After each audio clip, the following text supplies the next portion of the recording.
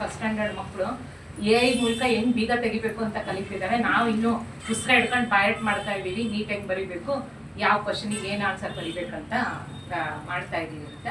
ನಾನು ಅದೇ ಅಂದೆ, ಅವ್ರು ಎಷ್ಟೇ ಮುಂದುವರೆದ್ರು ಏನೇ ಮಾಡಿದ್ರು ಕೊನೆಗೆ ನಮ್ಮ ಗುರುಕುಲನೇ ಒಪ್ಕೊಂತಾರೆ. ಯಾರು ಎಲ್ರೂ ಗುರುಕುಲದ ಸಿಸ್ಟಮೇ ಚೆನ್ನಾಗಿ, ಇದೇ ಚೆನ್ನಾಗಿ ಅಂತ ಒಪ್ಕೊಂತಾರೆ. ಅದನ್ನ ಬಿಟ್ಟು ಮುಂದೆ ಮಾತಾಡಲ್ಲ, ಇಲ್ಲಿ ಏನೇ ಮಾತಾಡಿದ್ರು ಅಂತ ಹೇಳ್ತಾರೆ ಅಂತ ಹೇಳಿ ಇಷ್ಟು ಮಾತಾಡೋಕೆ ಅವಕಾಶ ಮಾಡ್ಕೊಡ್ತಾರೆ.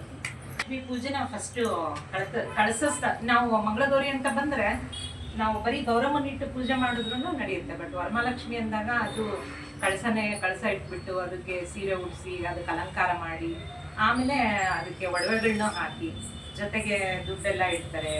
ಆಮೇಲೆ ಅದಕ್ಕೆ ಪ್ರಸಾದ ಎಲ್ಲ ಮಾಡ್ತಾರೆ. ಈಗ ಆಡಂಬರವಾಗಿ ಮಾಡ್ತಾರೆ ವರಮಹಾಲಕ್ಷ್ಮಿ ಪೂಜೆನ.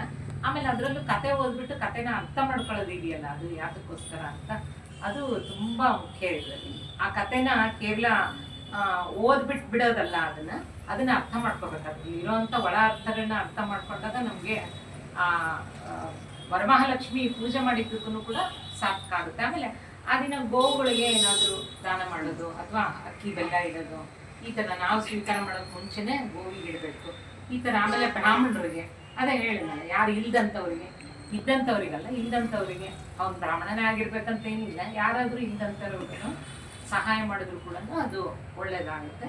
ಈ ವರಮಹಾಲಕ್ಷ್ಮಿ ಪೂಜೆ ಕೂಡ ಭಗವಂತನಿಂದನೇ ಈಶ್ವರ ಪಾರ್ವತಿಗೆ ಹೇಳಿದಂಥ ಒಂದು ಕಥೆ ಇದು ಕೂಡ. ಅದೆಲ್ಲ ನಾವು ಹೆಂಗೆ ನೋಡೋದು, ಈಶ್ವರ ಪಾರ್ವತಿ ಇವೆಲ್ಲ ನಮ್ಮ ಇಮ್ಯಾಜಿನೇಷನ್ಸ್. ಭಗವಂತ ಹಿಂಗಿದ್ದಾನೆ ಅಂದರೆ ನಾವು ಹೆಂಗೆ ಸಂಸಾರಿಕವಾಗಿರ್ತೀವೋ ಹಾಗೆ ಭಗವಂತ ಕೂಡ, ಅವರು ಗಂಡ ಹೆಂಡತಿ ಮಕ್ಕಳು ಎಲ್ಲರೂ ಇದ್ರು, ಅವ್ರಿಗೂ ಕೂಡ ಈ ಥರ ಪೂಜೆಗಳಿತ್ತು, ಅವರು ಮಾಡಿದ್ರು. ಅಂದರೆ ಭಗವಂತನೇ ಮಾಡಿದ, ಭಗವತಿನೇ ಎಲ್ಲಾನು ತೋರಿಸ್ಕೊಟ್ಲು ನಮಗೆ. ನಾವು ಇಲ್ಲಿ ಮಾಡಬೇಕಲ್ಲ, ಆಚರಣೆ ಮಾಡಬೇಕಲ್ಲ, ಮುಂದುವರ್ಸ್ಕೊಂಡು ಹೋಗ್ಬೇಕು.